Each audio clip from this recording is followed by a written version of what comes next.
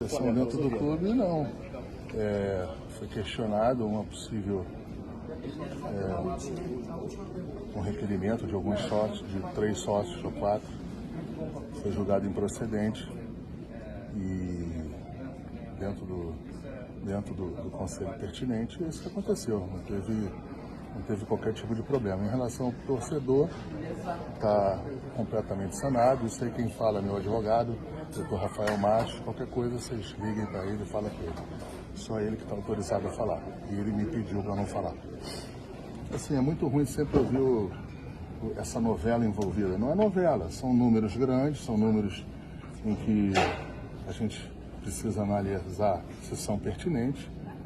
O detentor do jogador quer um determinado valor, o Flamengo entende que precisa pagar um outro valor e a gente continua em negociação. Se um dia quem está vendendo entende que não tem que mais ficar nessa negociação, ou quem está comprando não precisa mais estar dentro dessa negociação, se para. Por enquanto é isso. Então, assim, não tem novela, se tem negociações responsáveis, transparentes, e que às vezes tem que ter um pouco mais de paciência. O bom sempre, eu sempre falo isso, é ter entregar ao técnico no primeiro dia todos os jogadores. Às vezes não é possível, a janela ainda está aberta, pertinente ainda de fazer algumas contratações, e é isso que o Flamengo está tentando se reforçar ainda mais do que se reforçou até agora para essa temporada de 2024. As reuniões em relação às análises do elenco são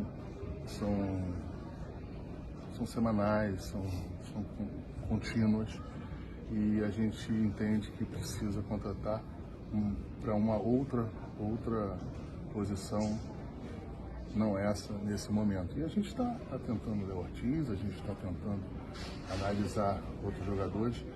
É ruim falar plano A, plano B ou plano C, porque aí quando o jogador não vem, ele se enquadra automaticamente na letra subsequente. Se não é o plano A, é o plano B, é o plano C. Então não é isso, a gente vai analisando, a gente vai entrando em contato com quem é responsável pelas contratações, desde que elas se enquadrem dentro do perfil do Flamengo e estejam em conjunto com a diretoria e a comissão técnica. Zero, chance zero então. Zero, não tem. Marcos, Thiago Maia e Mateuzinho. Assim, até em respeito ao jogador, não é chance zero. O que eu te falei é que não tem nenhuma negociação em curso. Okay. Porque fala, jogador tal, zero, chance zero. Aí é um desrespeito com o jogador. Então, assim, eu estou falando que não tem nada em curso com esse jogador e nunca se iniciou. Okay, obrigado. O Thiago Maia e o Mateuzinho mudou de panorama, tem chance de finalizar essa negociação nesses próximos dias? O Thiago Maia e o Mateuzinho estão, teoricamente, nessa mesma esfera de negociação quando a gente precisa contratar algum jogador. Quando a gente também vende jogador, a gente tenta vender pelo melhor número possível, melhor possibilidade do Flamengo. E às vezes você precisa de alguns pontos em que contratuais se travam. E você trabalha dia a dia para ir destravando. Eu acredito que as coisas irão acontecer e acredito que o Mateuzinho ainda sai um pouquinho na frente do que está o Thiago Maia.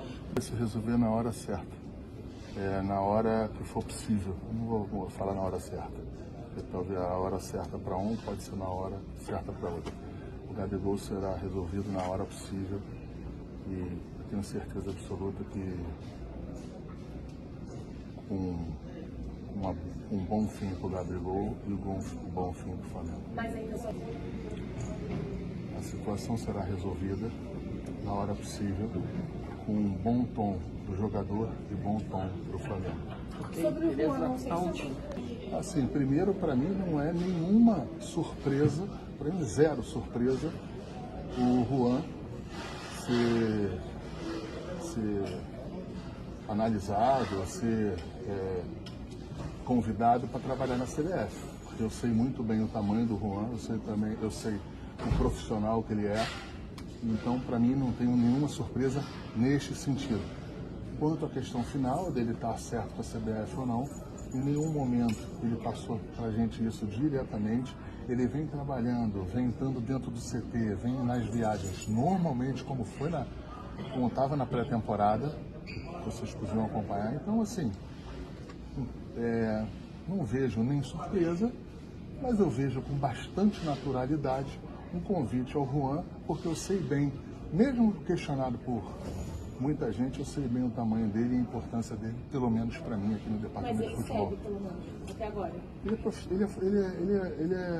Ele é funcionário do Flamengo, é um membro da comissão técnica do Flamengo desde 2019. Ele é um membro da comissão técnica que ganhou duas de Libertadores, ganhou dois brasileiros aqui com a gente, ganhou uma Recopa, uma Supercopa. Ele é um super campeão na posição dele também. E, mais uma vez, eu não vejo nenhuma surpresa ele ir para a CBF. Eu acho que até está de parabéns quem convidou. É lógico que eu vou fazer o possível para manter ele aqui, porque é o meu papel. As trocas foram movimentações internas que a gente entendeu que teria que fazer, porque poderia fazer. E quando sai,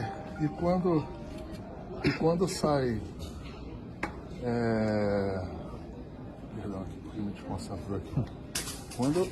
Quando saiu o Fabinho, a gente entendeu que teria que fazer algumas movimentações. Ou você vai para o mercado fazer uma contratação, ou você analisa internamente se você tem um profissional qualificado para essa posição.